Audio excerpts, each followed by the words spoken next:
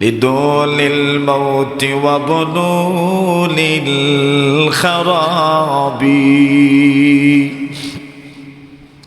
জন্ম নেও মৌতের জন্য ওয়াবনুলিল খারাবি এবং বাঙ্গার জন্য বড় কুল্লু মান আলাইহা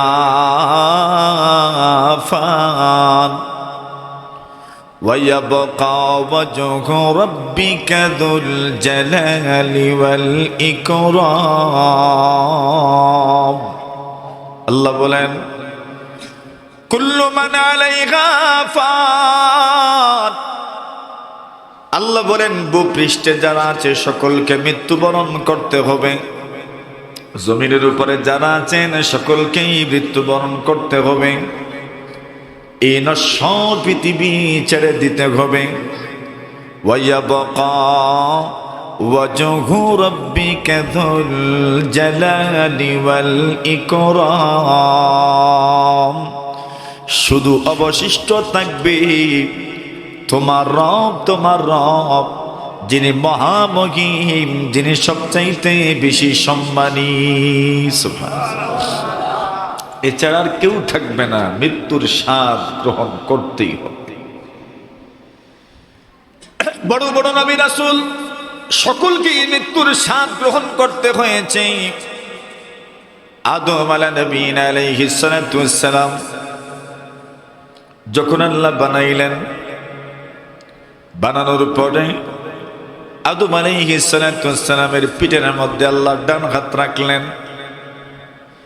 এরপরে আল্লাহ বাম হাত রেখেছেন কিয়ামত পর্যন্ত যত নেককার এবং যত বদকার মানুষ দুনিয়াতে আসবে সবার আত্মা রূহ বের হয়ে গেল আল্লাহর নবীজি বলেন সকলকে আল্লাহ পরবর্তীকারে আলম বিশাল একটা ময়দানের মধ্যে একত্রিত করেছেন কোনো লাইন নাই কোনো সিরিয়াল নাই কোনো সিরিয়াল ছাড়া কোনো লাইন ছাড়া কোনো কাতার ছাড়া সবাই বিশাল ময়দানের মধ্যে দাঁড়িয়ে গেল আল্লাহর হাবিব বলেন এমন সময় আল্লাহর পয়গম্বর আদম নবী হঠাৎ করে লক্ষ্য করলেন ওনার সন্তানদের মধ্য থেকে একজনের চেহারা বড় ঝলমল ঝলমল করে সুবহানাল্লাহ আল্লাহর পয়গম্বর আদম আলাইহিস সালাতু ওয়াস সালাম প্রশ্ন করলেন আল্লাহ এত সুন্দর চেহারা যার ওই চেহারাটা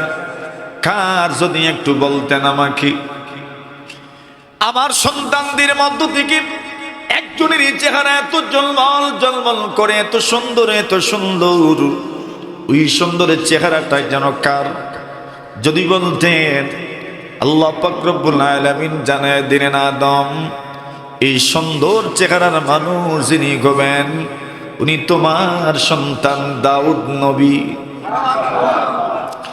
আল্লাহ তাআলা দাউদ আলাইহিস সালাতু ওয়াস সালাম কি বাহ্যিক দৃষ্টিতে এত সুন্দর আল্লাহ দান করেছেন আল্লাহর হাবিব বলেন আল্লাহ নিজে বলছেন ওয়ালাকাদ আতাইনা দাউদ মিন্না ফাদলা আল্লাহ বলেন নবী আমি দাউদকে আমি এত অনুগ্রহ দান করেছি এত বড় বড় নিয়ামত দান করেছি এই বড় বড় নিয়ামতগুলোর মধ্য থেকে একটা নিয়ামত হলো ইয়া জিবালু আউবি মাহু ওয়াত-তাইর আল্লাহ বলেন পাহাড়কে আদেশ করে রেখেছি রে পাহাড় আমার দাউদ যখন মোনাজাত পাঠ করবে জাবুর পাঠ করবে তুমি আমার দাউদের সাথে তোমাদের জবান থেকেও যেন তাসবিহ আর জিকির আর মোনাজাতের আওয়াজ যেন বের হয়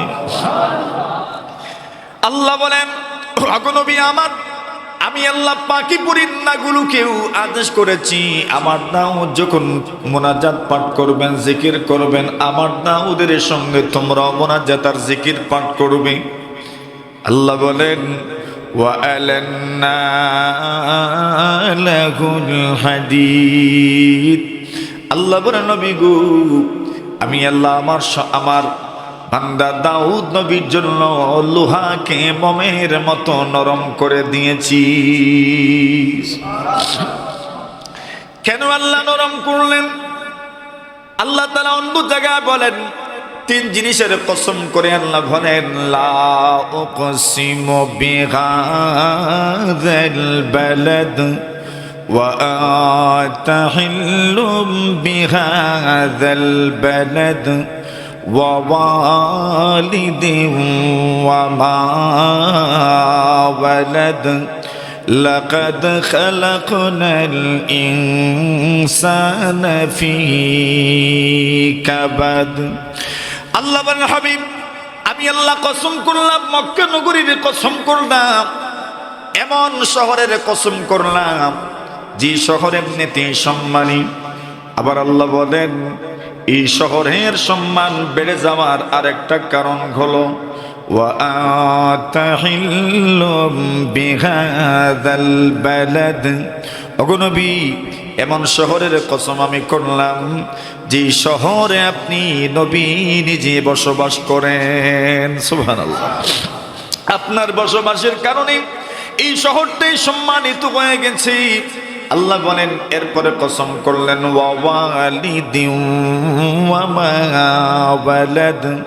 আল্লাহ বলেন, আদম নবীর কসম, আদম সন্তানের কসম, অথবা আল্লাহ সকল বাবার সকল পিতার কসম করেছেন, সকল সন্তানের কসম করেছেন। এই তিনটা কসমের পরে আল্লাহ বলেন, লাকাদ খালাকনাল ইনসানা ফী কাবাদ। আমি আল্লাহ মানুষকে সৃষ্টি করেছি শ্রম নির্ভর, পরিশ্রম নির্ভর। মানে মানুষ কষ্ট করবে, শ্রম করবে, শ্রম দিবে, কষ্ট করবে। তার শ্রমের মাধ্যমে আমি আল্লাহ তার গতিপথ, তার ভবিষ্যৎ আমি নির্মাণ করে দিব। সুবহানাল্লাহ। শ্রম দিতে হবে মানুষকে।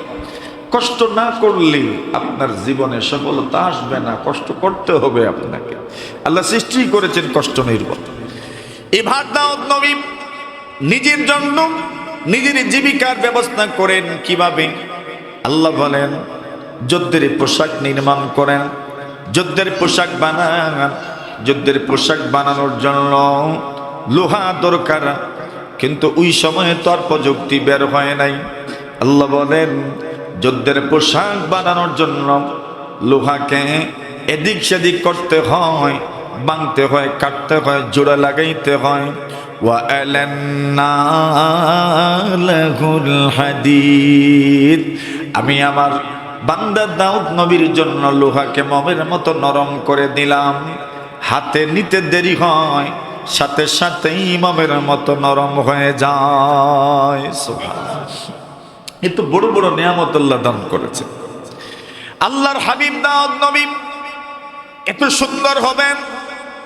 হযরত আদম আলাইহিস সালাতু ওয়াস সালাম বললেন, আল্লাহ কাম আমরুহু, আমার ওই সন্তান দাউদ নবীর বয়স কত হবে? আল্লাহ বলেন, ৬০ সানা, তার বয়স হবে ৬০ বছর। কত বছর? আদম নবী মনে মনে বলেন, আমার এত সুন্দর ছেলে আর মাত্র ৬০ বছর, মিলে না তো। আর একটু সময় যদি বাড়তো, হায়াত যদি বাড়তো, তবে কতই না ভালো হতো। আল্লাহ নবী আদম বলেন, আল্লাহ আমার তো ১০০০ বছর, জিদুহু মিন উমরি ৪০ সানা, আমার ১০০০ বছর থেকে আমার সন্তান দাউদকে আপনি ৪০ বছর দিয়ে দেন। আমার সন্তান দাউদের হয়ে যাবে ১০০, তার একটা মোটামুটি বয়স হয়ে যাবে ১০০ বছর। আল্লাহ বলেন, এ আদম, তোমার অনুরোধ আমি আল্লাহ কবুল করে নিলাম। তোমার বয়স থেকে তোমার সন্তান দাউদকে আমি ৪০ বছরের হায়াত দিয়ে দিলাম। এবার ঘটনা এখানে নয়। আদম আলাইহিস সালাতু ওয়াস সালামের ১০০০ বছর থেকে ৪০ বছর কমে গেল, বাকি থাকলো কত? ৯৬০। আল্লাহর ফেরেশতা আজরাইল আলাইহিস সালাতু ওয়াস সালাম জান কবজ করার জন্য ৯৬০ বছরে আদম নবীর সামনে উপস্থিত। আসসালামু আলাইকুম ওয়া রাহমাতুল্লাহি ওয়া বারাকাতুহু। আদম নবী সালামের জবাব দিলেন, কিন্তু বললেন, আজরাইল অসময়ে যেন চলে এসেছেন, অসময়ে মানে আল্লাহ ফেরেশতা আজরাইল যার জান কবজ করার জন্য আসেন, ভুল তো করেন না নিশ্চিত। ইদা জাআ আজালুহুম লা ইস্তাখিরুনা সাআ ওয়ালা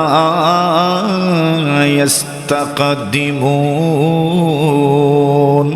আল্লাহ বলেন, মানুষের যখন মৃত্যুর সময় চলে আসে, একটু আগানো হয় না, পিছানো হয় না, সঠিক টাইমে আজরাইল আসেন, সঠিক টাইমে মানুষের প্রাণ পাখি রূহ উড়ে যায়, একটু এদিক হয় না সেদিক হয় না। আজরাইল বলেন, নবী আদম, আমি তো সঠিক টাইমে এসেছি। আদম আলাইহিস সালাতু ওয়াস সালাম বলেন, কেমনে সঠিক টাইমে আসলেন? আমার বয়স তো হলো 1000, আপনি এসেছেন 960 বছরে, তবে সঠিক কেমনে হলো? হযরত আজরাইল জবাব দিলেন, আপনার কি মনে নাই আপনার সন্তান দাউদকে আপনি 40 বছরের হায়াত দান করেছিলেন? আদম নবী বলেন, না না, আমার তো স্মরণ নাই। উনি বলেন, না, আপনি স্মরণ করেন, আপনি আপনার সন্তান দাউদকে 40 বছর দান করেছেন। আদম বলেন, আমার মনে হয় না, মনে হয় না, মনে হয় না। আজরাইল বলেন, আমি ভুল করি নাই, ভুল করি নাই। আপনি আপনার সন্তান দাউদকে 40 বছর দান করেছেন, স্মরণ করেন। আদম নবী বলেন, আমি দিছি বলে আমার মনে হয় না। সুবহানাল্লাহ। হযরতে আজরাইল বলেন, আপনি দিছেন, কোনো সন্দেহ নাই। আল্লাহ জানে দিলেন, নবী আদম, আপনি আপনার সন্তান দাউদকে 40 বছর দান করেছেন, এই জন্য আপনার 960টি বাকি রয়েছে। কি বোঝা গেল? হযরতে আজরাইল মানুষের জান কবজ করতে একটু এদিক সেদিক হয় না, সামান্য ভুল হয় না, ভ্রান্তি হয় না। যার যখন যাবার সময় চলে আসে, আপনি যেখানেই থাকেন না কেন, চলে যাওয়ার সময় আসলে আপনাকে চলে যেতেই হবে, কেউ আপনাকে আটকাতে পারবে না, ঠিক কিনা? এই কথাই আল্লাহ বলেন, প্রতিটি মানুষ এই পৃথিবীতে যারা আছে, ভূপৃষ্ঠে যারা আছে, কুল্লু মান আলাইহা ফান ওয়া ইয়াবকা ওয়াজহু রাব্বিকা যুল জালালি ওয়াল ইকরাম। আল্লাহ বলেন, শুধু শুধু আল্লাহ থাকবেন, আর কেউ থাকবে না, সকলকে মৃত্যুর স্বাদ আস্বাদন করতে হবে। আল্লাহ বলেন, কুল্লু নাফসিন যায়িকাতুল মাউত। আল্লাহ বলেন, প্রতিটি মানুষ, প্রতিটি নফস, প্রতিটি জন্তু, প্রতিটি জীব, প্রতিটি প্রাণওয়ালা প্রাণী অবশ্যই অবশ্যই মৃত্যুর স্বাদ গ্রহণ করবে, ঠিক না বেটি? মরা লাগবো নি, মতন না, মরা লাগবে। এই দুনিয়াতে কত মানুষই তো আছে, কিন্তু আজ আপনি দেখবেন একজন একজন করে সকলকে হারাতে হবে। শুধু আপনি হারাচ্ছেন না, একদিন আপনাকেও কেউ হারিয়ে ফেলবে, আমাকেও কেউ হারিয়ে ফেলবে। যে চলে যাওয়ার সময় আসবে তাকে আর আটকানো যাবে না। আল্লাহর হাবিব সাল্লাল্লাহু আলাইহি ওয়াসাল্লাম বিদায় হজ্জে আল্লাহর হাবিব সাহাবায়ে কেরামদেরকে যে নসিহতগুলো করেছেন, বুঝাই গেছে নবী আর দুনিয়াতে বেশি দিন থাকবেন না। এমনকি আল্লাহর হাবিব সাল্লাল্লাহু আলাইহি ওয়াসাল্লাম কিছু কিছু সাহাবায়ে কেরামদেরকে স্পষ্ট করে বলে দিয়েছেন, সাহাবীরা রে আমার, এই বছর তো তুমি আমাকে পেয়ে গেছো, এমন হতে পারে আগামী বছর তুমি আসবে কিন্তু তুমি আমাকে পাবে না। আল্লাহর হাবিব সাল্লাল্লাহু আলাইহি ওয়াসাল্লাম মুআদ ইবনে জাবাল রাদিয়াল্লাহু তাআলা ইয়ামান বিদায় দিচ্ছেন, গভর্নর নিযুক্ত করেন। গভর্নর বানায়া যখন ইয়ামান বিদায় দিচ্ছেন, তখন নবীজি মুআজ ইবনে জাবালকে সম্বোধন করে বলেন, এরে মুআজ, এমন হতে পারে গো আগামী বছর তুমি মদিনা আসবে, কিন্তু আমি রাসূলকে তুমি খুঁজে পাবে না। সুবহানাল্লাহ। বুঝছেন? এই কথাটা শোনার পরে বলেন কেমন লাগে? আসা আল্লাহ তালকানি বাদামি হাদা। আল্লাহর হাবিব বলেন, এমন হতে পারে আগামীতে তুমি মদিনা আসবে, কিন্তু তুমি আমাকে খুঁজে পাবে না। ওয়ালাআল্লাকা তামুররু বিমাসজিদি ওয়া কবরি হাযা। আল্লাহর নবী বলেন, এমন হতে পারে তুমি আমার মসজিদ, আমার কবর, আমার রওজা, আমার হুজরা, আমার মিম্বরের পাশ দিয়ে তুমি যাবে। আল্লাহর হাবিব সাল্লাল্লাহু আলাইহি ওয়াসাল্লাম ইশারাও করে দিচ্ছেন আমার কবর কোথায় হবে। আল্লাহর নবীজি বুঝায় দিচ্ছেন, নবী যেখানে মারা যান এখানেই নবীর কবর হয়। সুবহানাল্লাহ। যেখানে মারা যান ওই জায়গাতেই নবীদের কবর হয়। নবীজির ইন্তেকালের পরে এই ব্যাপারে মতানৈক্য শুরু হলো, কবর দিবেন কোথায়? আবু বকর বললেন, নবীরা যেখানেই মারা যান এখানে কবর হয়, যেখানে কবর হবে সেখানে আল্লাহ তাদের মৃত্যু দেন। সুবহানাল্লাহ। আল্লাহর হাবিব সাল্লাল্লাহু আলাইহি ওয়াসাল্লাম আম্মা জান হযরত আয়েশা সিদ্দিকা রাদিয়াল্লাহু তাআলা আনহার ঘরে মৃত্যুবরণ করেছেন, মানে এখানেই কবর হবে।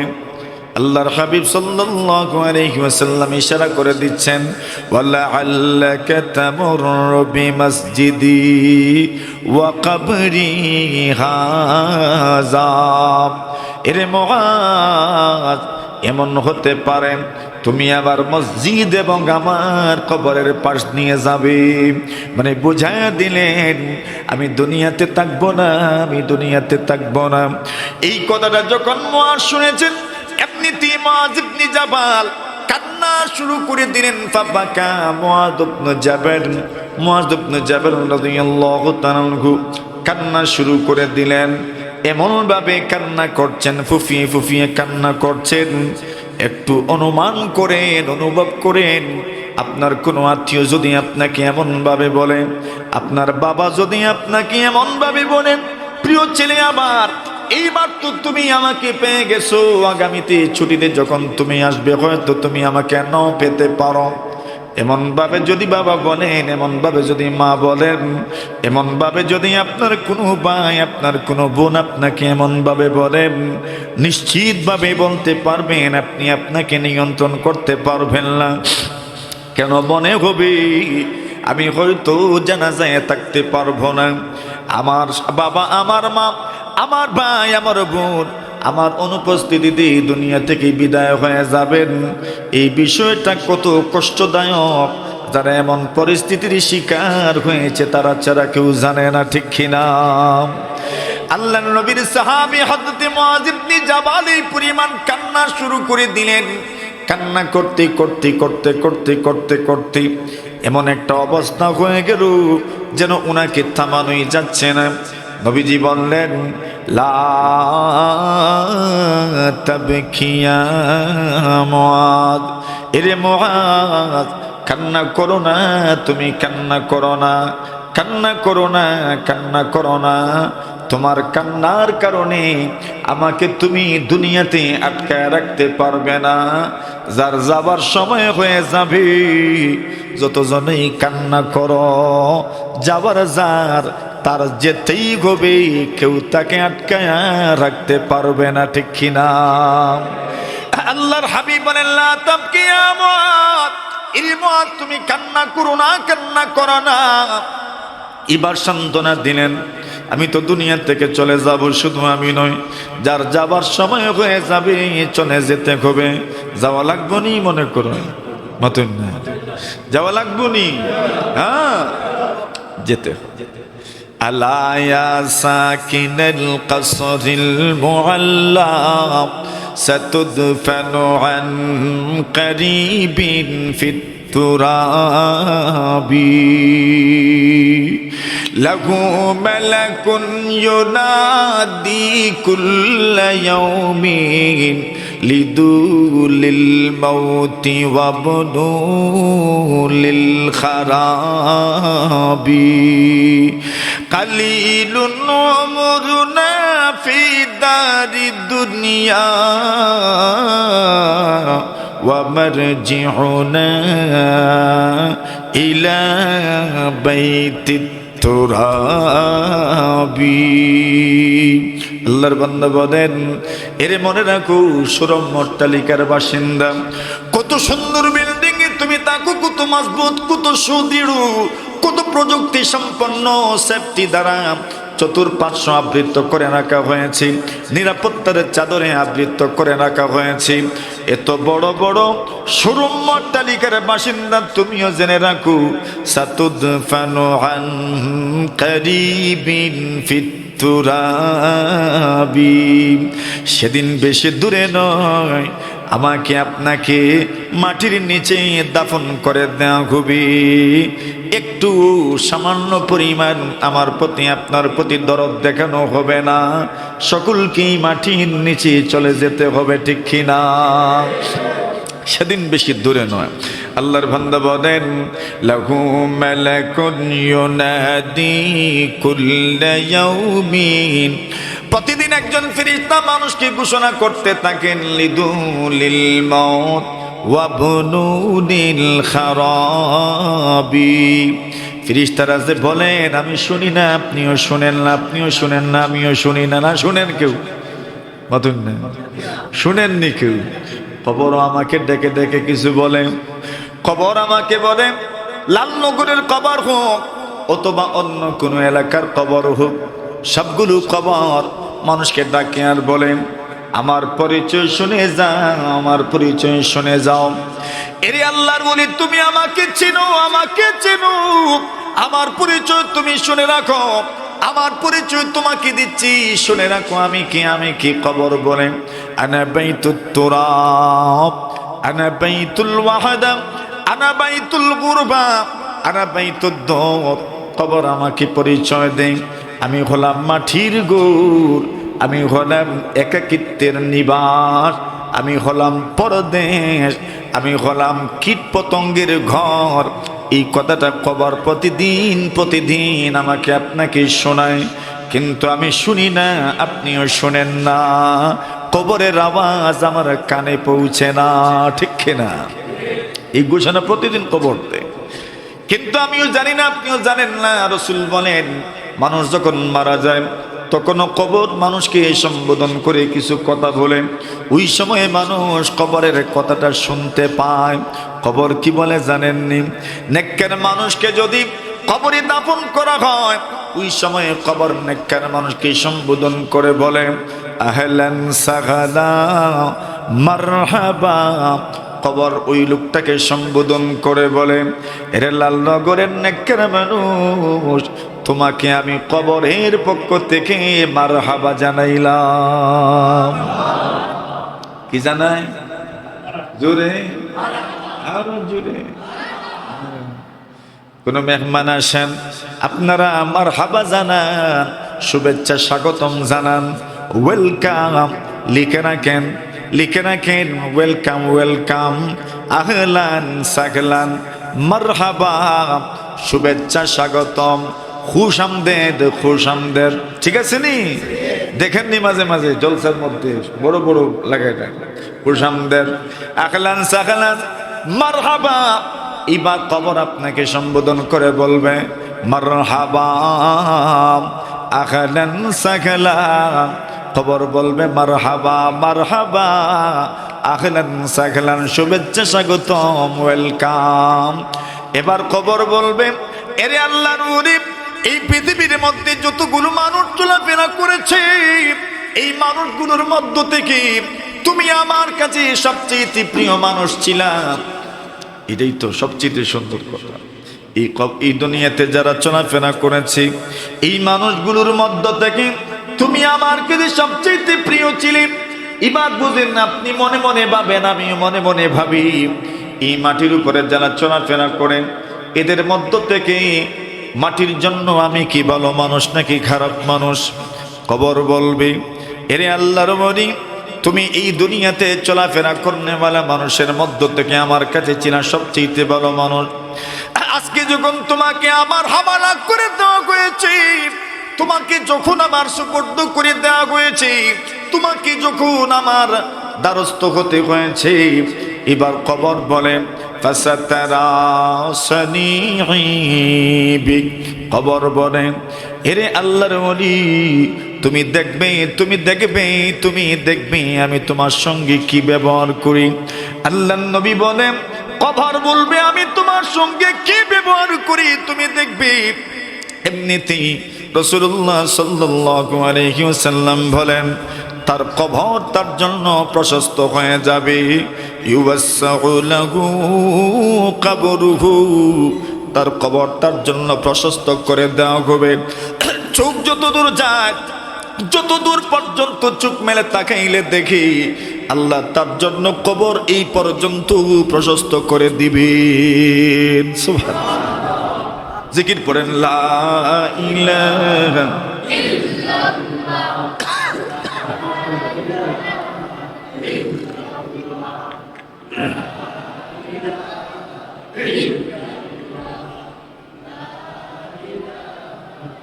শীতর দিনও নাই, ঠান্ডা চা খাওয়াই লইব।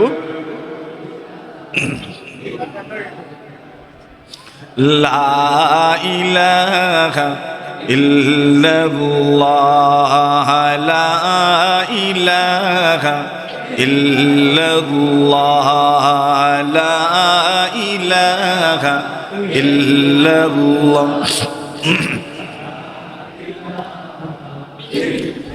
আল্লাহর হাবিব বলেন সুম্মা ইউসাউ লাহু কবরুহু, তার কবর তার জন্য প্রশস্ত করে দেওয়া হবে। আল্লাহর হাবিব বলেন কি পরিমাণ প্রশস্ত করা হবে, চোখ মেলে তাকাইলে যত দূর দেখা যায় এত দূর পর্যন্ত তার কবর প্রশস্ত করে দেওয়া হবে। কবর সুন্দর ব্যবহার করবে, তাহলে বোঝা গেল কবর আমাকে সম্বোধন করে কথা বলে, কিন্তু আমি জানি না, আমি বুঝি না। আল্লাহর নবীজি সাল্লাল্লাহু আলাইহি ওয়াসাল্লাম বললেন হে মুআয ইবনে জাবাল শুনে রাখো, আচ্ছা আল্লাহ তালকানি বাদা আবি হাযা, এই বছর তো তোমার সঙ্গে আমার সাক্ষাৎ হয়ে গেল, এমন হতে পারে আগামী বছরও তোমার সঙ্গে আমার সাক্ষাৎ নাও হতে পারে। ওয়ালা আল্লাকা তামুরু বিমসজিদি ওয়া কবরি হাযা, আমার কবর এবং আমার মসজিদের পাশ দিয়ে তুমি যাবে। আল্লাহর হাবিবের সাহাবী মুআয কান্না শুরু করে দিলেন। নবীজি বলেন কান্না করো না, কান্না করো না, যার যাওয়ার তো সময় আসবে তাকে চলে যেতে হবে, তবে আল্লাহ আমি নবীজির সাথে সাক্ষাতের ব্যবস্থা রেখে দিয়েছেন। সুবহানাল্লাহ। কিয়ামতের কঠিন ময়দানে আমি নবীজির সাথে তোমার সাক্ষাৎ হয়ে যাবে, কেমনে হবে? আল্লাহর হাবিব বলেন যদি দুনিয়াতে তুমি এমন কিছু আমল করতে পারো যে আমল করলে পরে আমি নবীজির সাথে সাক্ষাৎ হওয়ার সুযোগ আছে, সে আমলে অভ্যস্ত হয়ে যাও। কিয়ামতের কঠিন ময়দানে আমি নবীজির সাথে তোমার মোলাকাত হয়ে যাবে। নবীজি বলেন ইন্না আউলান নাসি বিয়াউমিল কিয়ামাতি আল মুত্তাকুন আইনা কানু ওয়া হাইসু কানু। নবী বলেন কিয়ামতের কঠিন ময়দানে আমার সাথে কারা থাকবে, কাছে কারা থাকবে? যারা দুনিয়ার মধ্যে মুত্তাকি ছিল, পরহেজগার ছিল, গুনাহমুক্ত জীবন গঠন করেছে, ওই মানুষগুলো কিয়ামতের কঠিন ময়দানে আমি নবীজির সবচেয়ে বেশি নিকটে থাকবে। 2 নম্বরে বললেন ইন্না আউলান নাসি বিয়াউমিল কিয়ামাতি আকতারুহুম আলাইয়া সালাতান।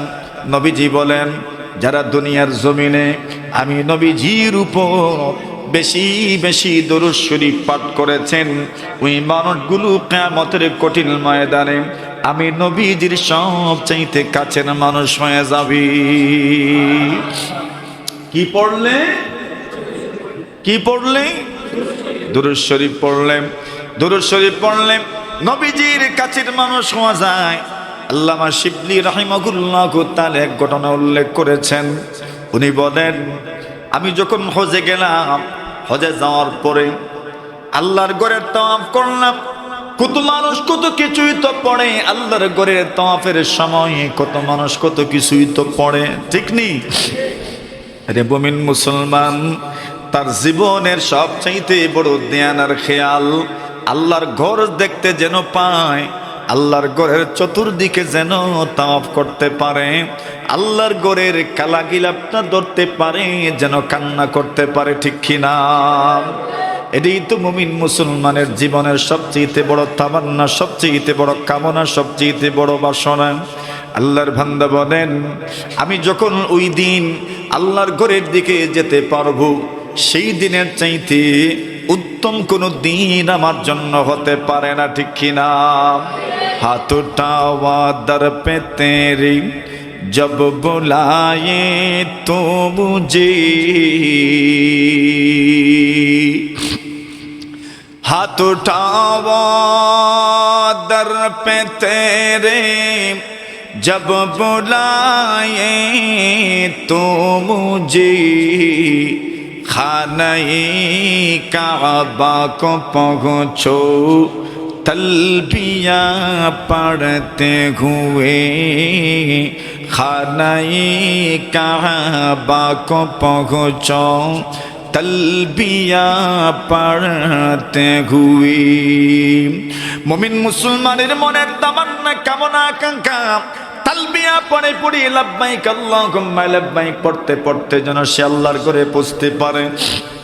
আল্লাহর ঘরের চত্বরে যখন চলে যায় তখন সে তার মন থেকে যা আসে তাই তো পড়তে থাকে, তাই তো দোয়া করতে থাকে।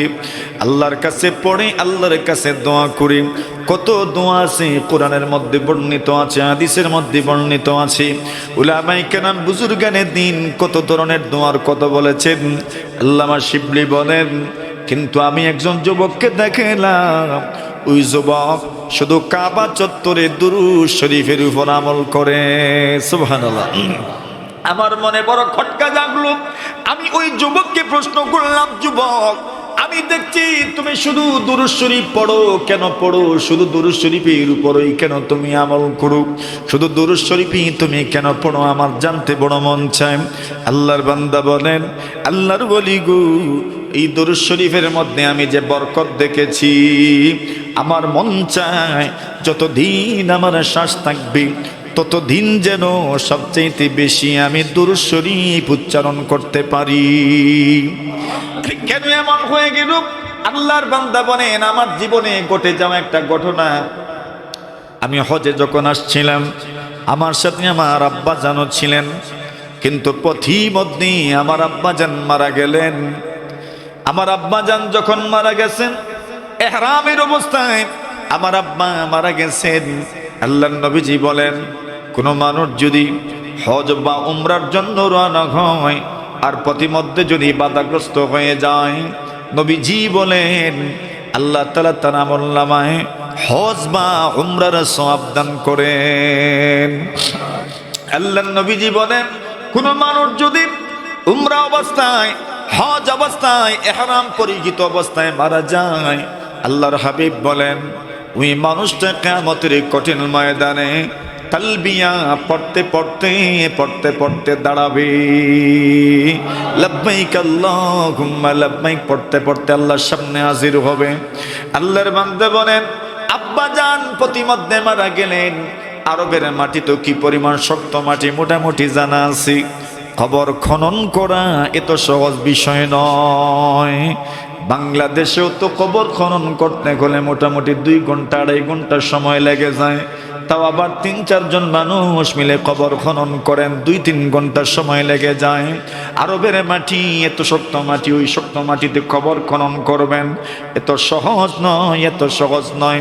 আল্লাহর বান্দা বলেন, আমি অপেক্ষা করতে থাকলাম সকাল হয়ে যাক, আরো লোকজন আসবেন, তাদেরকে সাথে নিয়ে আমি আমার আব্বাকে দাফন করব। আমার তো চিন্তা সুন্দর, সকাল পর্যন্ত অপেক্ষা করে আব্বাজানকে দাফন করব, অন্য মানুষের সহযোগিতা নিয়ে কবর খনন করব। আমি আমার আব্বাজানের চেহারার উপর একটা চাদর দিয়ে দিলাম। একটু পরপরই আমি একমাত্র সন্তান, বাবার সাথে বাবা নাই। মানুষ তো জানে বাবার ছায়ার চাইতে গুরুত্বপূর্ণ কোনো ছায়া মানুষের জন্য হতে পারে না, ঠিক কিনা? হ্যাঁ, এই দুনিয়াতে সবচাইতে কার্যকরী গুরুত্বপূর্ণ সাহসিকতার ছায়ার নাম হলো বাবার ছায়া।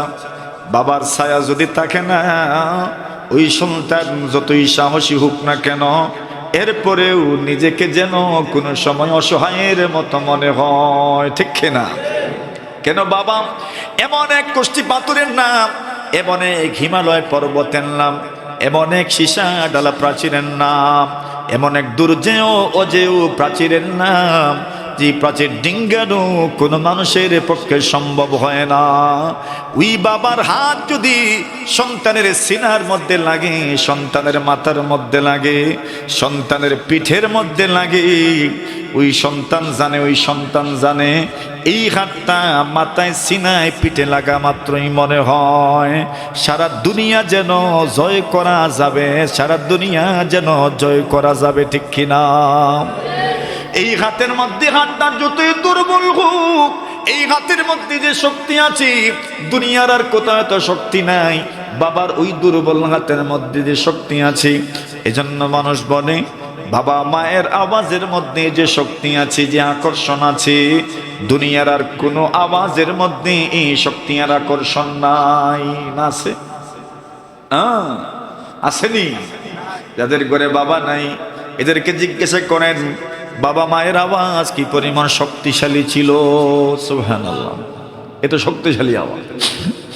এই আওয়াজ যারা মিস করে তারা জানে এই আওয়াজ কি পরিমাণ শক্তিশালী। আল্লাহর বান্দা বলেন আমি আমার আব্বার চেহারাটা চাদর দ্বারা ডেকে রেখেছি, একটু পরপরই আমি আমার আব্বার চেহারাটা খুলি, আমি আমার আব্বার চেহারাটা খুলি আর দেখি কেন মহব্বত, মায়া, ভালোবাসা, শ্রদ্ধা, আন্তরিকতা।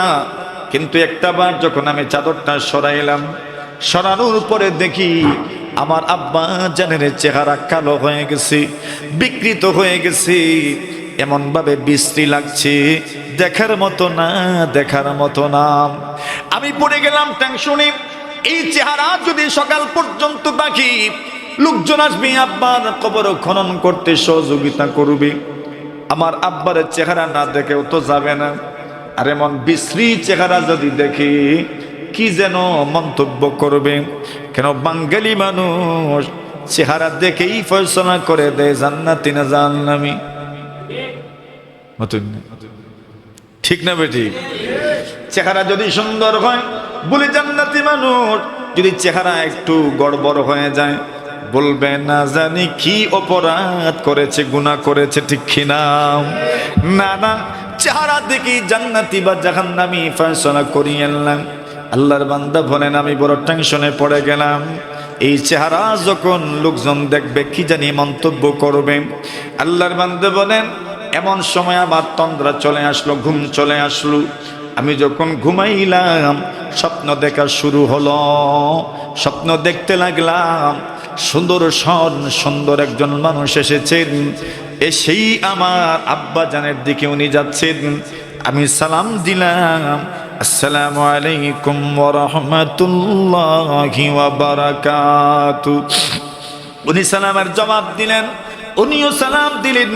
আমি ঘটনার আকস্মিকতায় কিছু বুঝে ওঠার আগেই আমি লক্ষ্য করলাম উনি আমার আব্বা জানের চেহারা থেকে চাদরটা সরাইয়া বিসমিল্লাহির রহমানির রহিম পড়লেন এবং নিজের ডান হাত আমার আব্বা জানের চেহারার মধ্যে এমনভাবে মুছে দিলেন।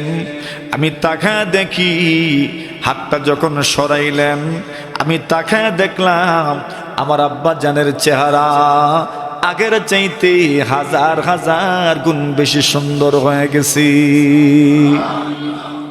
আমি তো বড় আশ্চর্য হয়ে গেলাম, কিন্তু স্বপ্ন দেখছি। নবীজি বলেন মান রাআনি ফিল মানামি ফাকাদ রাআনি ফাইন্নাশ শাইতানা লা ইয়াতামাসসালু বি। নবীজি বলেন কোন মানুষ যদি আমাকে স্বপ্ন দেখে সে সত্যি আমাকে স্বপ্ন দেখেছে। ফাইন্নাশ শাইতানা লা ইয়াতামাসসালু বি, কেন শয়তান আমার আকৃতি ধারণ করতে পারে না। এজন্য কেউ যদি রসুলকে স্বপ্ন দেখেন সঠিক আপনি রসুলকে স্বপ্ন দেখেছেন। সুবহানাল্লাহ। আল্লাহর বান্দা বলেন এইবার উনি চলে যাচ্ছেন। আমি ডাক দিলাম আল্লাহর ওলি গো, ইয়া আবদুল্লাহ, আপনি কে? এমন কঠিন সময়ে আমার সহযোগিতার জন্য আসলেন, আমাকে একটু পরিচয় দিয়ে যান। উনি বলেন আমার পরিচয় জেনে তোমার কোনো লাভ নাই। বলেন পরিচয় তো দিতেই হবে, কে আপনি আসলেন আমাকে সহযোগিতা করে গেলেন? উনি জবাব দিলেন আনা মুহাম্মাদুর রাসূলুল্লাহ, আমি হচ্ছি তোমার রাসূল মুহাম্মাদুর রাসূলুল্লাহ। উনি বলেন ইয়া রাসূলুল্লাহ ইয়া হাবিব, স্বপ্নের কথা। আমি বললাম ইয়া রাসূলুল্লাহ, আবু নবীজি আমার আব্বাজি মারা গেছেন, আপনি কেমনে জানলেন? উনি বলেন তোমার আব্বার একটা আমল ছিল, যে আমল দুনিয়ার কেউ জানতো না। আমল কি? রাসূল বলেন আল্লাহর হাবিব বলেন ইন্না লিল্লাহি তাআলা মালাইকাতান সাইয়াহিনা ফিল আরদ ইউবাল্লিগুনি মিন উম্মতি আসসালাম। আল্লাহর হাবিবের উম্মত আল্লাহ তাআলা পুরো পৃথিবী ব্যাপী আল্লাহর ফেরেশতা নিয়োজিত করে রেখেছেন। যেখানে আল্লাহর কোনো বান্দা বান্দি আমি নবীজির উপর দরুদ পাঠ করে তার দরুদ কানা সসম্মানে আমি নবীজির পর্যন্ত পৌঁছে দেওয়া হয়। নবীজি বলেন কোন মানুষ যদি দূর থেকে সালাম জানায় আমি নবীজির কাছে তার সালাম পৌঁছে দেওয়া হয়। ومن صلى علي عند قبري سمعته। আল্লাহর নবী বলেন কোন ভাগ্যবান আমার কবরের পাশে আয়েশা যদি আমাকে সালাম জানাইতে পারে, আল্লাহর নবীজি বলেন আমি নবীজি তার সালাম আমার কানে শুনতে পাই। সুবহানাল্লাহ। সাইয়্যিদ আহমদ কবির রিফাঈ রাহিমাহুল্লাহু তাআলা প্রতি বছর হাজী সাহেবদের মাধ্যমে উমরাকারীদের মাধ্যমে নবীজির রওজায় উনি সালাম পাঠান। আল্লাহ তাআলা উনাকে যখন নবীজি সাল্লাল্লাহু আলাইহি ওয়াসাল্লামের রওজার সামনে যাওয়ার তৌফিক দিয়েছেন, সুবহানাল্লাহ।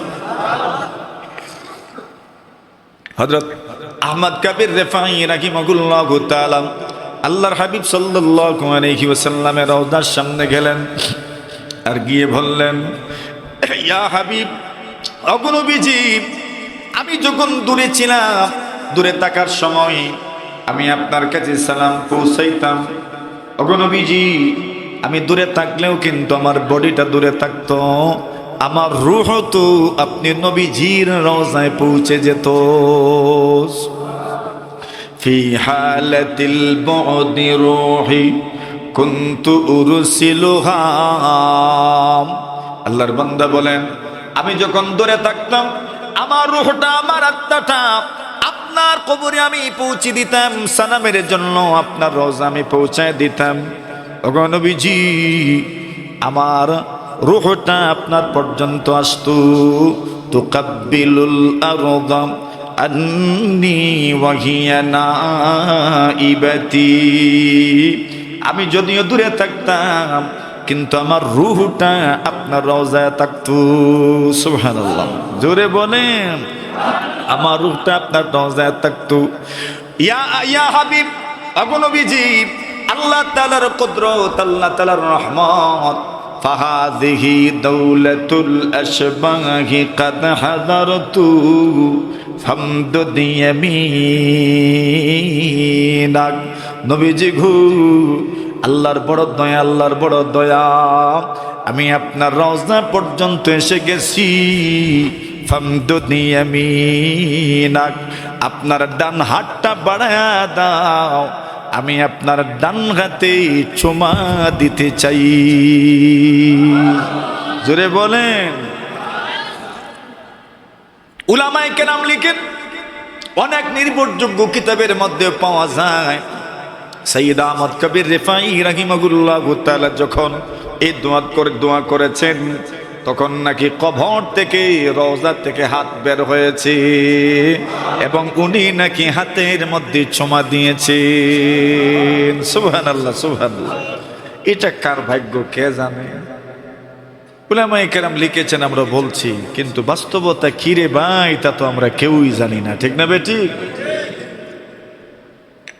নবী আকরাম সাল্লাল্লাহু আলাইহি ওয়াসাল্লাম বলেন তুমি আমার কাছে সালাম পাঠাও, দুনিয়ার যেখানে থাকো যদি তুমি দরুদ পড়ো, তুমি যদি সালাম পাঠাও, আমি নবীর কাছে তোমার সালামটা পৌঁছে যায়।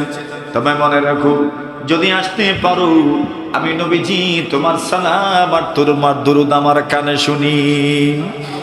আল্লাহর হাবিব বললেন, হযরত নোমান শিবলি বলেন, ওই লোকটা যুবক আমাকে সম্বোধন করে বলে, আল্লাহর ওলি ঘু, উনি আমাকে বললেন তোমার আব্বার একটা গোপন আমল ছিল, প্রতি রাত উনি কমপক্ষে 300 বার দুরূদ শরীফ পাঠ করে ঘুমাইতেন। কতবার? আর দুরূদ শরীফ পড়লে আমার কাছে পৌঁছানো হয়, কিন্তু আজকের দুরূদ আমার কাছে পৌঁছানো হলো না। আমি প্রশ্ন করলাম, আমার উম্মত অমুকের নামের দুরূদ কেন আসলো না? আমাকে জানানো হলো ওই লোকটা তো মারা গেছেন, এমন বিপদে আছেন। আর হাদিস শরীফের মধ্যে আছে, দুরূদ শরীফ পাঠ করলে আল্লাহ তাআলা মানুষকে বিপদ থেকে মুক্তি দান করেন। সুবহানাল্লাহ। নবী বললেন, শুনে রাখো, ইন্না আউলান নাসি বিয়াউমিল কিয়ামা আকতারুহুম আলাইয়া সালাতান। এই দুনিয়াতে আটকাইতে পারবা না, মৃত্যুর সময় চলে আসলে অপেক্ষায় থাকো, হাসরের ময়দানে যেন মুলাকাত হয়ে যায়। সুবহানাল্লাহ। তাহলে বোঝা কি গেল, মৌতের সময় যখন আসবে আটকানো যাবে। জোরে, আরো জোরে। মৌত কসম জাগে গাফিল ইখতিতামে জিন্দগি, মৌত কসম জাগে গাফিল इख्तितामे जिंदगी, दर हकीकत मौत है सुबह दवामे जिंदगी, दर हकीकत मौत है सुबह दवामे जिंदगी। মানুষ মনে মনে ভাবে মত মানে হয় জীবনের শেষ। না না, মাত্র শুরু হলো, মাত্র শুরু হলো, মাত্র শুরু হলো। এমন কাল যে কালের শুরু আছে কিন্তু শেষ। জোরে বলেন। এজন্য হাকিমুল ইসলাম কারি তাইয়্যিব সাকিব রাহিমাহুল্লাহু তাআলা বলেন, মানুষ একবার জন্মিলে আর মরে না। সুবহানাল্লাহ। মানুষ একবার জন্মিলে আর মরে না, শুধু জায়গা পরিবর্তন হয়, জায়গা পরিবর্তন হয়, মরে না, মরে না, মরে না। সুবহানাল্লাহ। না মরে কই, জায়গাই না পরিবর্তন হইল। এজন্য আমরা যখন মাইকে ঘোষণা করি তখন কি বলি, অমুক ইন্তেকাল করেছেন, মানে স্থানান্তর হয়েছেন, জায়গা পরিবর্তন করেছেন। ইন্তেকালের মানা হলো জায়গা পরিবর্তন করা, মানে মাটির উপরে ছিলেন, এখন থেকে মাটির নিচে থাকবেন, মানে মাটির নিচে যাবেন। যাওয়া মাত্রই আল্লাহ তাআলা আপনার হায়াত আবার দিয়ে দেবেন। ফেরেশতারা আসবেন, প্রশ্ন করা হবে, আপনি উত্তর দিবেন, পারলে না পারলে দিবেন না। ফলাফল কি, উত্তর দিতে পারলে ঘোষণা করা হবে, আফরিশুহু মিনাল জান্নাহ। এই যে কবর দেখছো, কবর তো মাটির, ওই মাটির কবরে আল্লাহ বলবেন উত্তর দিতে পেরেছে, তার জন্য জান্নাতের বিছানা বিছায়া দাও। ওয়া আলবিসুহু মিনাল জান্নাহ। এরপর ঘোষণা করা হবে, বিছানা সুন্দর, এবার গায়ে তো কোনো কাপড় নাই, খালি গায়ে কেমনে থাকবে?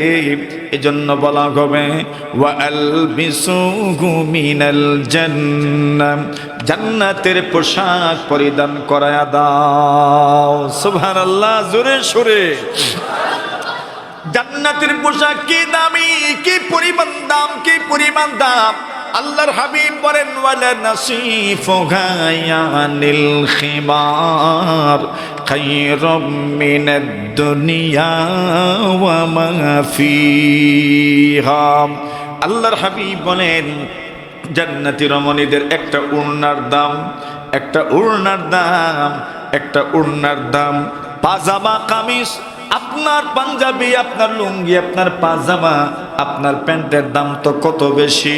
নবী বলেন, জান্নাতি রমণীদের একটা ওড়নার দাম কত, একটা ওড়নার দাম কত? 7 আসমান 7 জমিন বিক্রি করলেও জান্নাতি রমণীদের একটা ওড়নার সমান হবে না। আল্লাহর হাবিব বলেন ওয়া আলবিসুহু মিনাল জান্নাহ, আল্লাহ ঘোষণা দিবেন উত্তর দিতে পেরেছে এই জন্য জান্নাতের পোশাক পরিধান করায়া দাও। বিছানাও হয়ে গেল জান্নাতি, পোশাকও হয়ে গেল জান্নাতি। এইবার বাকি মাত্র একটা, বিছানাও জান্নাতি, পোশাকও জান্নাতি, জান্নাতের ফ্লেভার চলে এসেছে। এইবার তো একটা মাত্রই বাকি আছে, জান্নাতের সাথে একটা যোগসূত্র হয়ে যাক। আল্লাহ বলবেন ওয়াফতাহু লাহু বাবান ইলাল জান্নাহ, বিছানাও জান্নাতি হয়ে গেল, পোশাকটাও জান্নাতি হয়ে গেল, এইবার তো একটাই বাকি রয়ে গেল, তার জন্য জান্নাতের সাথে কানেকশন তৈরি করে দাও। এবার বুঝেন, মানুষ কি মারা গেল নাকি জীবিত? বলেন বলেন, জীবিতই তো। এজন্য হাকিমুল ইসলাম বলেন মানুষ যদিও আজালি নয় কিন্তু আবাদি। আল্লাহ আজালি আবাদি মানে চিরস্থায়ী, শুরুর থেকে, শুরুর আগের থেকেও মানে প্রথম থেকে আছেন, শেষ পর্যন্ত থাকবেন। মানুষ যদিও প্রথম থেকে নাই কিন্তু একবার জন্মিলে আর শেষ হয় না। সুবহানাল্লাহ, এটাই মানুষ, রূহ আছে। আল্লাহর হাবিব বলেন মৃত্যুর সময় চলে আসবে, যেতেই হবে। মুসা কালিমুল্লাহ আলাইহিস সালাতু ওয়াস সালাম মৃত্যুর সময় আসলো, মনে আছে? আর কইতাম নি আমি, মনে তো আছে, এরপরে শুধু ইঙ্গিতটা দিয়ে যাই, কথা বাড়াবো না ইনশাআল্লাহ। মুসা কালিম কষ্ট হইতেছে, হ্যাঁ? মুসা কালিমুল্লাহ আলাইহিস সালাতু ওয়াস সালাম জান কবজ করার জন্য আজরাইল আসলেন, সালাম দিলেন, আসসালামু আলাইকুম ওয়া রাহমাতুল্লাহি ওয়া বারাকাতুহু। আজরাইল বুঝে নিলেন জান নেওয়ার জন্যই তো এসেছেন। সবে মাত্র বনি ইসরাইল কি সুন্দর একটা প্ল্যান প্রোগ্রাম নিয়ে এদের আত্মশুদ্ধির জন্য কাজ শুরু করেছেন। এমন সময় আজরাইল আসছেন আর জান কবজ করার জন্য বলছেন, রাগ উঠবনি না মনে নতুন না, কাজ মাত্র শুরু করছে। এই সময় জান কবজ করার জন্য আজরাইল এসেছেন। হযরত মুসা কালিমুল্লাহ আলাইহিস সালাতু ওয়াস সালাম যা করার তো করছেন জানেনই, একটা থাপ্পড় দিছেন, ওনার চোখ বুঝি কানা হয়ে গেছে। এমন ভাবে থাপ্পড় দিলেন, উনি তো ফেরেশতা, এরপরেও চোখ কেমনে কানা হয়ে গেল? নূরের তৈরি ফেরেশতা। বলছেন ফেরেশতাদের শক্তি তো মানুষের চাইতে 1000 গুণ বেশি, এরপরেও চোখ কেমনে কানা হয়ে গেল? উলামায়ে কেরাম বলেন ফেরেশতারা যদি দুনিয়ার কোন মাখলুকের আকৃতি ধারণ করেন, তবে যেই মাখলুকের আকৃতি ধারণ করবেন ওই মাখলুকের সমান শক্তি উনার গায়ে থাকে। জিন্নাতেরও শক্তি বেশি, কিন্তু জিন্নাত যদি মানুষের আকৃতি ধারণ করে, হুজুররা তো মাঝে মাঝে জিন্নাত ছুড়েননি, আজিরাত করেননি, এই সময় জিন্নাত তার শরীরে বর করে। জিন্নাতের শক্তি তো কি পরিমাণ বেশি জানে নই, কিন্তু মানুষের শরীরে যখন আসে তখন তার গায়ে মানুষের শক্তির পরিমাণ শক্তি থাকে, এর চেয়ে বাড়ে না। এই জন্য জিন্নাতে যারে ধরে আটকানো যায় না, যে এমন তো না, আটকানো যায়। কেন? যদি আসল জিন্নাতের শক্তি তার শরীরে থাকতো কেউ আটকাতে পারত। জিন্নাত সাপের আকৃতি ধারণ করে, সাপ আপনি মেরে ফেলতে পারেন। বলে জিন্নাত মারলেন কেমনে? বলে সাপের পরিমাণ শক্তি তার গায়ে আছে।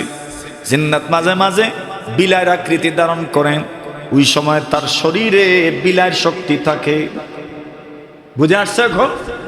হযরত আজরাইল মানুষের আকৃতি ধারণ করে এসেছেন, এজন্য ওনার চোখ এমনই, শক্তি এমন। হযরত মূসা এই কাণ্ড যখন ঘটাইলেন, আল্লাহর কাছে গেলেন আর বললেন, আল্লাহ আরসালতানি ইলা আবদিন লা ইউরিদুল মাউত, এমন একজন মানুষের কাছে আমাকে প্রেরণ করেছেন, এই বেড়ার হালত বোঝা যায় মৌতর কোনো ইচ্ছা তার নাই। এমন জোরে থাপ্পড় দিছেন, মৌতের কোনো ইচ্ছা নাই। লা ইউরিদুল মাউত, মৌতকে কামনা করেন না, মৌতকে পছন্দই মনে করেন না। আল্লাহ বলেন তো কি চান? ফেরেশতা বললেন বাঁচতেই তো চায়। আল্লাহ বলেন যাও গিয়ে বলু আমি আল্লাহ অফার দিলাম, অফার দিলাম উনি যেন একটা ষাঁড়ের গায়ে হাত রাখেন, ওনার হাতের নিচে যতগুলো পশম আসবে প্রতিটি পশমের বিনিময়ে 1 বছর করে আমি হায়াত বাড়ায়া দিব। এর মানে পশম কতগুলো আসবে আপনি গুনতে পারবেন না, মানে বেহিসাব আল্লাহ হায়াত দিবেন। আজরাইল আসলেন আর বললেন, ওগো মূসা, আল্লাহ তাআলা আপনার হায়াত বাড়ায় দেওয়ার কথা বলছেন একটা ষাঁড়ের গায়ে হাত রাখবেন, আল্লাহ নাকি পরিমাণ হায়াত আপনার বৃদ্ধি করবেন। আল্লাহ নবী মূসা বলেন, আল্লাহ সুম্মা মাদা, এরপরে কি? আল্লাহ বলেন সুম্মাল মাউত, এরপরে আবার মৃত্যুবরণ করতে হবে। মূসা নবী বলেন, মরতে যখন হবেই তবে আর দেরিতে কেন, এখনই চলে গেলে তো ভালো। আর দেরি করতে চাই না, এই মুহূর্তেই জান কবজ করে নেন। শুধু এতটুকু আরজি রাখলেন, আল্লাহ ও মালিক, আপনি আমাকে বাইতুল মাকদিসের নিকটবর্তী করে দিয়েন, আমি যেন বাইতুল মাকদিসের নিকটে মারা যাই। কেন? বাইতুল মাকদিসের নিকটে যেন আমার দাফন হয়। সুবহানাল্লাহ। এজন্য আল্লাহ বলেন, সুবহানাল্লাযী আসরা বিআবদি লাইলাম মিনাল মাসজিদিল হারাম ইলাল মাসজিদিল আকসা الذي باركنا حوله لنريه من آياتنا إنه هو السميع البصير। আল্লাহ বলেন, বাইতুল মাকদিস এমন এক জায়গা যার চতুর্পার্শ্ব আল্লাহ তাআলা বরকতময় করে দিয়েছে। সুবহানাল্লাহ। নবীদের আগমনের স্থান, নবীদের ইন্তেকালের স্থান, নবীদের দাফন হওয়ার জায়গা। সুবহানাল্লাহ, বরকতময় হয়ে গিয়েছে। মেরে মুহতারাম হাজিরিন, এজন্য মৃত্যু আসেনি। আল্লাহর হাবিব বলেন, জিবরিল আমিন আলাইহিস সালাতু ওয়াস সালাম আমার কাছে আসলেন। আমার কাছে এসে আল্লাহর ফেরেশতা জিবরিল আমিন আমাকে সম্বোধন করে বললেন, ইয়া মুহাম্মদ ইশমা শিইতা ফাইন্নাকা মাইয়িতুন। আল্লাহর ফেরেশতা জিবরিল বললেন, আল্লাহর নবীজি গো, আপনি যতদিন চান বেঁচে থাকুন। ফাইন্নাকা মাইয়িতুন, তবে মনে রেখো একদিন আপনাকে মৃত্যুবরণ করতে হবে। সুবহানাল্লাহ। মানে আপনার হায়াতে মৃত্যুর চিন্তা ঢুকায় দেন, আপনার জীবনে আপনি মৌতের চিন্তা ঢুকায় দেন।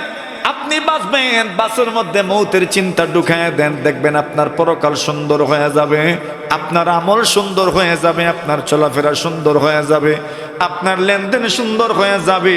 কেন? আপনার হায়াতের মধ্যে মৌতের চিন্তা ঢুকে গেছে। সুবহানাল্লাহ। 2 নম্বরে বলেন, ওয়া আহাবিবি মান শিইতা, যাকে চাও তাকে তুমি পছন্দ করো, কিন্তু মনে রেখো ফাইন্নাকা মুফারিকু, পছন্দ করেছো, যাকে ভালোবেসেছো, মনে রেখো একদিন অবশ্যই তুমি তাকে ছেড়ে দিতে হবে। সুবহানাল্লাহ। এখন ভালোবাসার পরিমাণ কি হবে সেটা আপনি নির্ধারণ করবেন। কেন আপনাকে মনে রাখতে হবে একদিন তাকে ছেড়ে যেতে হবে, সে আপনাকে ছেড়ে যাবে। আল্লাহর হাবিব বলেন, জিবরিল আমাকে বললেন, ওয়াহবিব মান শিইতা ফাইন্নাকা মুফারিকুহু, একদিন ছেড়ে যেতে হবে। আবার বলছেন, এমন ভালোবাসা লাগাইও না, এমন বন্ধুত্ব করিও না যে বন্ধুকে সব সিক্রেট তুমি বলে দিলে। বলা যায় না কোনোদিন যদি এই বন্ধু দুশ্মনে রূপান্তরিত হয়ে যায় তবে আর উপায় রাখতো না। ঠিক না বেঠিক? হয়নি এরকম? বন্ধু দুস্থ দুশ্মন হয়ে যায়, দুশ্মন দুস্থ হয়ে যায়। এই জন্য নবী বলেন, আহাবিব হাবিবাকা হাওনাম্মা আসা আইয়াকুনা বাগীদাকা ইয়াওমাম্মা ওয়া আবগিদ বাগীদাকা হাওনাম্মা আসা আইয়াকুনা হাবিবাকা ইয়াওমাম্মা। যার সাথে শত্রুতা আছে এমন শত্রুতা রাখিও না। বলা যায় না কোনদিন সে তোমার বন্ধু হয়ে যেতে পারে। ঠিক না বেটি? তোর মুখ দেখাই দেয় কেমনে? আগের শত্রুতার কারণে আর বন্ধু এমন ভাবে ভাব নিও না, হতে পারে একদিন শত্রু হয়ে যেতে। নবী বলেন, জিবরিল আমাকে বললেন, ওয়া'মাল মা শি'তা ফাইন্নাকা মাজজিয়ুম বিহি, যা পারো আমল করে নাও, প্রতিটা আমল সংরক্ষিত আছে, আল্লাহ আপনার প্রতিটি আমলের বিনিময়ে আপনাকে দান করবেন। এরপরে জিবরিল বলেন, ওগো মুহাম্মদ জেনে রাখেন আন্না শারাফাল মুমিনি কিয়ামুল লাইল, মুমিনের ইজ্জত হলো তাহাজ্জুদের নামাজ। সুবহানাল্লাহ। মুমিনের ইজ্জত বলেন, মুমিনের ইজ্জত, মুমিনের সম্মান তাহাজ্জুদের নামাজ। এরপরে বলেন ওয়াইজুহু ইস্তিগনাউহু আনিন নাস, এবং তার ক্রেডিট হলো মানুষ দেখে বিমুখ হয়ে যাওয়া, কারো মুখাপেক্ষী না থাকার মধ্যে তার মূলত কৃতিত্ব। সুবহানাল্লাহ। ওয়াইজুহু ইস্তিগনাউহু আনিন নাস, আর মানুষ থেকে অমুখাপেক্ষিতা কখন হবে? যখন মানুষ তার সব জরুরত, সব প্রয়োজন কারে বলবে? বলেন কাকে বলবে? নবী বলেন, ইফতারের মুহূর্তে দোয়া করু, দুই নামাজ আজান ইকামতের মধ্যখানে, দুই আজান ইকামতের মধ্যখানে দোয়া করু, মুসিবতের সময়ে দোয়া করু, বিপদের সময় দোয়া করু, ঝড় তুফানের সময় দোয়া করু। আল্লাহর হাবিব বলেন, রোজাদার অবস্থায় দোয়া করো, সারির অবস্থায় দোয়া করো, তাহাজ্জুদের সময় দোয়া করো, সব দোয়া কবুল করে না হবে। মৃত্যু তো আসবে, কি নিয়ে যাবে? যা করছেন এটাই তো সাথে যাবে, আর তো কিছুই যাবে না। সব আমাদের মুহতারাম মেহমান আমার আগে ঘোষণা বলেছেন, সুন্দরভাবে বুঝিয়েছেন। এই জন্য মৃত্যু আসবেই রে ভাই, আমারও আসবে। মানুষ মারা গেলে তার জন্য কিছু করণীয় আছে। আমাদের সবচেয়ে বড় করণীয় হলো ইস্তেগফার। কি করা? মানুষের জন্য ক্ষমা প্রার্থনা করা। আমাদের আব্দুল শুকুর কালামিয়া সাহেব মারা গেছেন, সাবেক তহসিলদার এবং লালনগর ইসলামী সমাজ কল্যাণের উপদেষ্টা। যা করে গেছেন সেটাই ওনাকে সেখানে দেওয়া হবে। আমিও আমার জীবনে যা করেছি আমাকে আল্লাহ আমার সেই আমলের বিনিময়ে দিবে। এই জন্য বুঝে শুনে পা ফেলা, যাতে করে কাউকে কষ্ট না দেওয়া হয়। জবানকে নিয়ন্ত্রণ করা। ইনশাআল্লাহ পারবেন নি? হ্যাঁ পারবেন ইনশাআল্লাহ।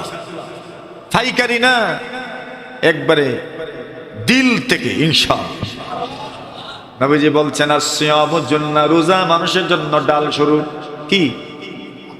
কিন্তু নবী বলেন, কখনো কখনো মানুষ নিজের ডাল নিজেই ভেঙে ফেলে। কি দিয়ে ভাঙবে?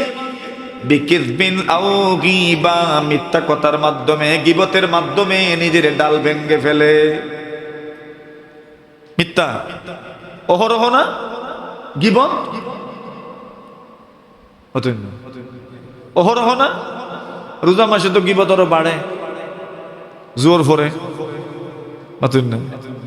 আর আসরের ভরে গীবত বেড়েছে না। ইনশাআল্লাহ নিয়ত করেন গীবত করব না, ইনশাআল্লাহ মিথ্যা বলবো না, ইনশাআল্লাহ খারাপ কাজ করব না, ইনশাআল্লাহ আল্লাহ তৌফিক দান করে। আমাদের সকলের জন্য দোয়া হবে, আমার জন্য দোয়া চাই। লালনগরে তো কয়েকবার আসা হয়েছে, মহব্বত আছে আপনাদের জন্য, এজন্য আসতে মন চায়, ভালো লাগে। আপনাদের একনিষ্ঠতা, অত্যন্ত মনোযোগের সাথে কথা শোনা, এটা আমাদের বড় পছন্দ লাগে। আল্লাহ তাআলা আপনাদেরকে যতদিন হায়াতে রাখেন ততদিন উলামায়ে কেরামের কথা মন দিয়ে, প্রাণ দিয়ে, দিলের কান দিয়ে শোনার তৌফিক দান করুন এবং আমলের তৌফিক আল্লাহ দান করুন। ওয়া আখিরু দাওয়ানা আলহামদুলিল্লাহি রাব্বিল আলামিন।